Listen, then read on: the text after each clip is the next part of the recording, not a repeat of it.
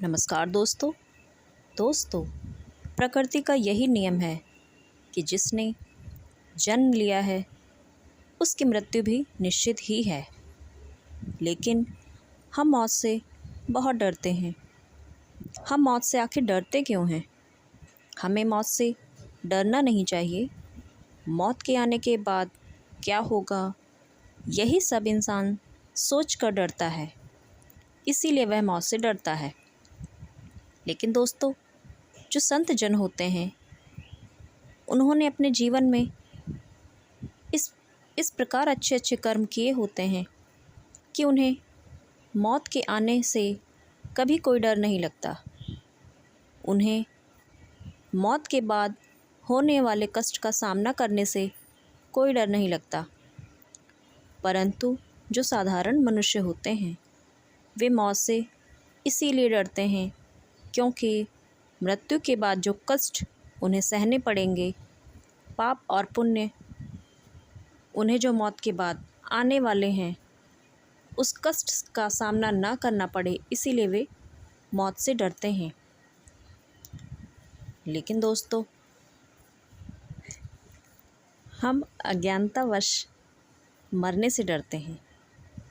अपने जीवन की गहराई में अगर हम जाएंगे तो जीवन की प्रकृति को समझकर हम मृत्यु के डर से बच सकते हैं और हमें मृत्यु से भयभीत होने में कोई हिचक नहीं होगी। यह एक छोटी सी कहानी के माध्यम से आपको समझाना चाहूँगी। दोस्तों, एक बार एक राजा थे। वे किसी जंगल में घूम रहे थे। घूमते घूमते शाम हो गई और उस घने जंगल में वे राजा अपना रास्ता भटक गए। उन्होंने रात गुजारने के लिए कोई आश्रय ढूंढना चाहा, लेकिन वहाँ उन्हें कोई आश्रय नहीं दिखा।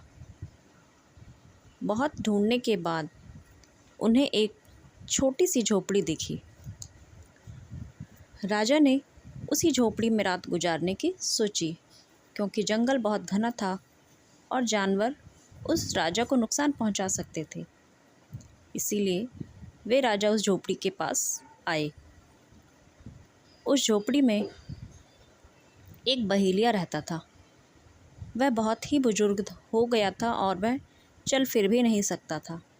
इसीलिए उसने उस झोपड़ी में एक कोने में मलमूत्र त्यागने का स्थान बना रखा था और अपनी भूख मिटाने के लिए जानवरों का मांस अपनी झोपड़ी की छत पर टांग रखा था। इसी प्रकार वह अपना जीवन बिता रहा था। वह झोपड़ी बहुत गंदी थी, लेकिन राजा को आसपास और कोई आश्रय ना दिखा, इसीलिए उसने उसी झोपड़ी में रात गुजारने की सोची। राजा ने उस बहेलिये से केवल एक रात गुजारने की प्रार्थना की। बहेलिये ने कहा, नहीं नहीं, मैं यहाँ पर किसी को नहीं रुकने दूँगा। ऐसे ही कई राहगीर मेरी झोपड़ी में मुझसे रात गुजारने की प्रार्थना करते हैं, लेकिन अगले दिन वापस जाने में बहुत झंझट करते हैं। इसीलिए मैं यहाँ पर किसी को नहीं रुकने दूँगा। राजा ने उस बहेलिये से बहुत आग्रह किया, तब वह एक रात गुजारने के लिए मान गया। लेकिन उसने राजा से कहा कि अगले दिन होते ही, सुबह होते ही तुम यहाँ से वापस चले जाना। राजा ने हाँ कर दी। रात भर राजा उस झोपड़ी में सोया और उसके मस्तिष्क में उस झोपड़ी की गंध इस प्रकार चढ़ गई कि राजा उस झोपड़ी में और रुकने के लिए उस बहेलिये से आग्रह करने लगा। लेकिन बहेलिये ने तो मना कर रखा था, इसीलिए उसने साफ मना कर दिया।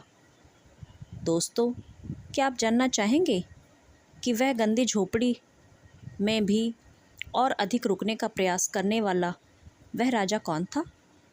तो दोस्तों, वह राजा कोई और नहीं, हम सब ही हैं।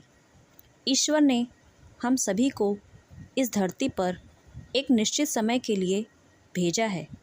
लेकिन दोस्तों, हम सभी इस संसार के माया जाल में ऐसे फंस जाते हैं कि इस संसार को छोड़ना ही नहीं चाहते, बिल्कुल उस राजा और उस बहेलिए की झोपड़ी की तरह।